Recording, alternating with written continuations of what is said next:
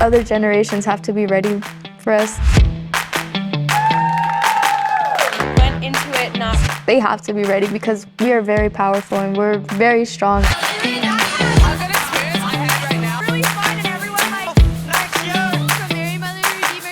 feel like some of us aren't that shy anymore, you know. I'm Rosario Hernandez Ochoa, and I'm currently about to be a senior at Cardinal O'Hara High School, and my parish is St. Katherine Drexel in Chester, Pennsylvania.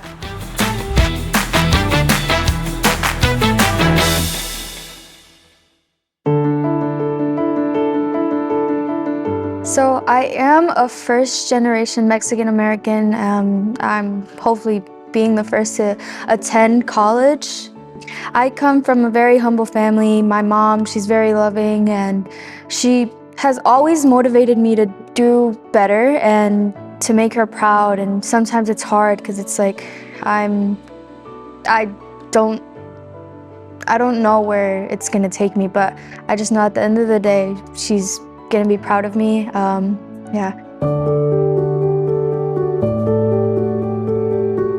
I grew up in Delaware, and then when I was like 3 or 4 years old, I moved to Chester, and there was a lot of crime. My mom, there were moments where she would be scared, but then we found the sisters, the missionaries of charity in Chester, and we just attended there, and I just loved it.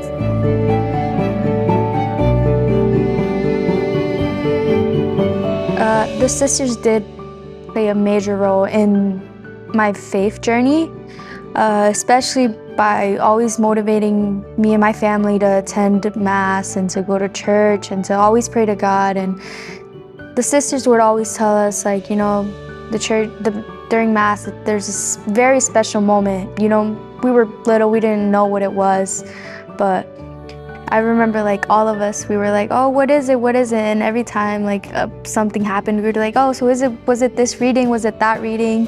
And then I guess it kind of clicked what moment it was, because we were actually paying attention and looking for it, and we were very excited to know what it was.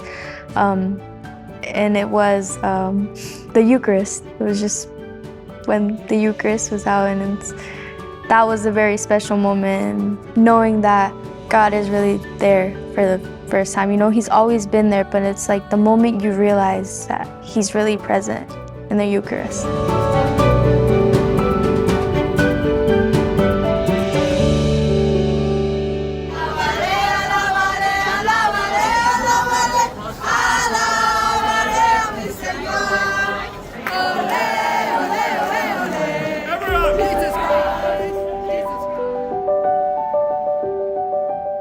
My name is Father Robert Ianelli, and I'm the pastor of St. Katherine Drexel Parish in Chester.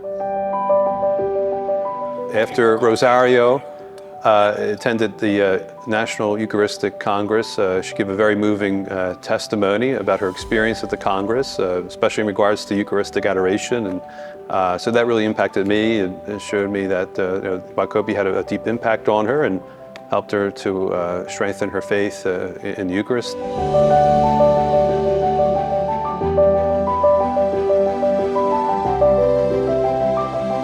During the National Eucharistic Congress, I just felt alive. Like I said, you know, the Eucharist was, you know, obviously there. The Holy Spirit was in me, I'd like to say, you know, just being able to like do our chants and like to sing Alabaré, you know, like, and to do like all those little fun things, you know, and to know it's not just about like prayer, and it's like you could have fun within your faith, you know. You could preach the word and not just have to do a speech and sit up on a stage and to preach it. You could like sing and just be happy.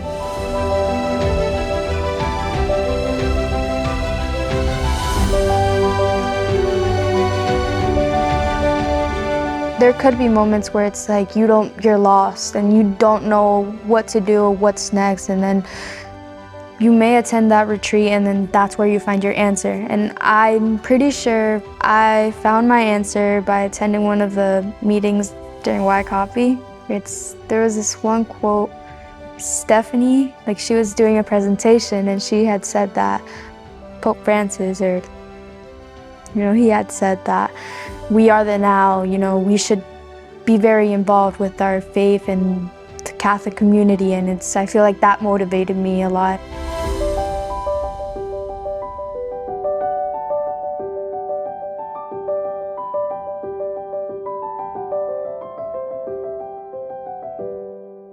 So my name is Sandy Ramos.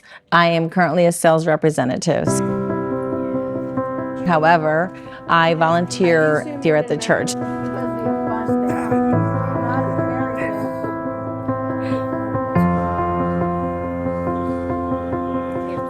So what led me to accompany the youth? I just saw the youth.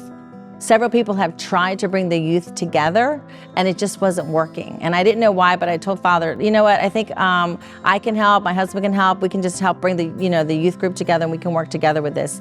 And Rosario was very willing, very open to actually be a part of that. So that made it a lot easier.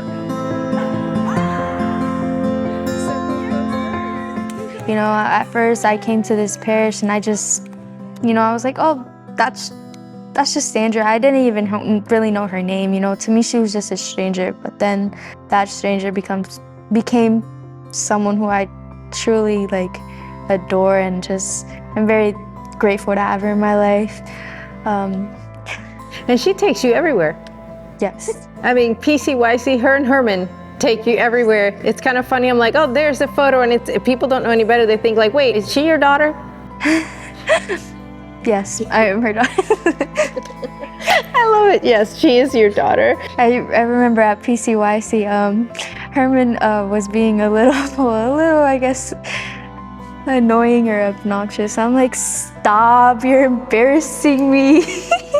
Because he was being loud and it was at PCYC and he was being loud. I'm like, Herman, get away from me, you're embarrassing me. And I feel like that's very Gen Z, saying, stop, you're embarrassing. But I love him, Oh my gosh, wait, I'm so sorry. Yes, and I remember I was like, oh, stop, you're embarrassing me. And then he was like, oh, you remind me of my daughter or something like that. Or he said something around that line. I just felt very very loved by them.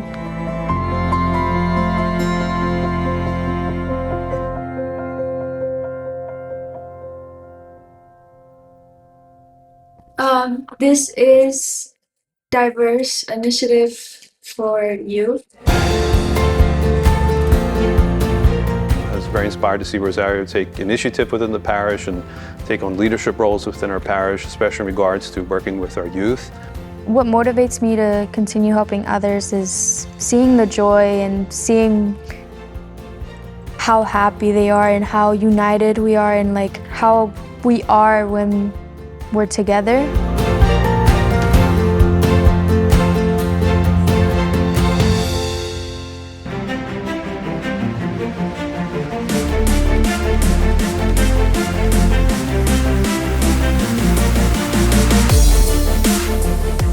Yeah, a key takeaway for me as a pastor during this process is that we have to really empower our youth. Just seeing her has inspired me to learn more, to know more. What does the youth need more? Especially in regards to leadership within the parish. They have a very important voice within the life of the parish. And we really have to listen to them. So listening to them, understanding them, knowing what their needs are. I think young people, they need mentors, and we have to be open to that voice and can really empower them to lead into their faith.